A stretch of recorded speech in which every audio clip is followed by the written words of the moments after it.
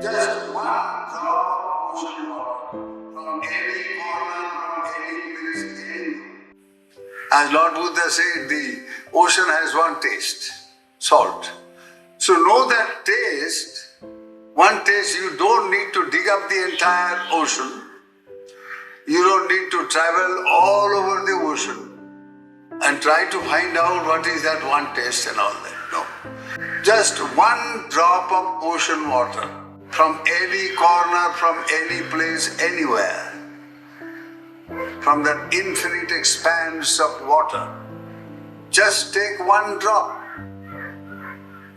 and you get its ultimate content, the sodium, the salty taste of the ocean. Similarly, just live one day of life. After all, life is what? Day after day, day after day, day after day. It boils down to that. So all you need to do is just investigate one day of your existence. Life is existence. There is life because we exist. And we exist because there is life.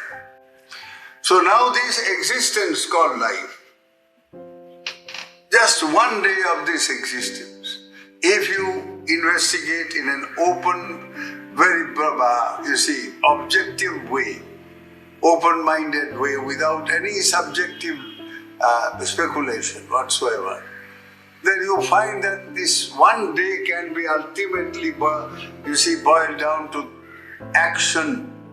And the action here, just threefold action. Not more than three, not less than three. And what are these three types of actions that constitute the ultimate content of life? Either we are doing something from the time we wake up in the morning till we retire, throughout our waking hours, and even in sleep, we are doing something. Now, so this action boils down to bodily action. We do something. Verbal action, we say something. And mental action, we think, we imagine, we speculate. All kinds of mental activities of that nature. That's all that life is. So if we investigate, if you want to know life, know your action and you know your life. If you want to know the ocean, know just one drop and you know the whole ocean. So if you want to know your life, what life is, and get the best out of life, because life is a great mine of wisdom, of power, of virtue, of goodness, and also of evil. So if you want to know the potentials of life, what you can get out of it, in order to make life meaningful, happy, peaceful, then start with knowing your action. You don't need to go to this laboratory, this scientist, that site. No. Play in yourself. Just watch, observe all that you do, all that you say, all that you think. Play in observation. Just watch.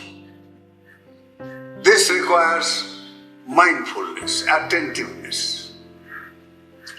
So when you undertake this great mission of knowing life, start with the very first thing in life as you get up. What do? When you get up, either you say something or you just go out, you have your wash, you do this. One after the other, inquire every action that you have done. So you make a list of whatever you have done, whatever you have said, whatever you have thought. You will be surprised to know that how much you did not know yourself and how much now has been revealed by this simple watching and mindfulness of every action that you have engaged yourself in. It's as simple as that, but not as easy as that, no.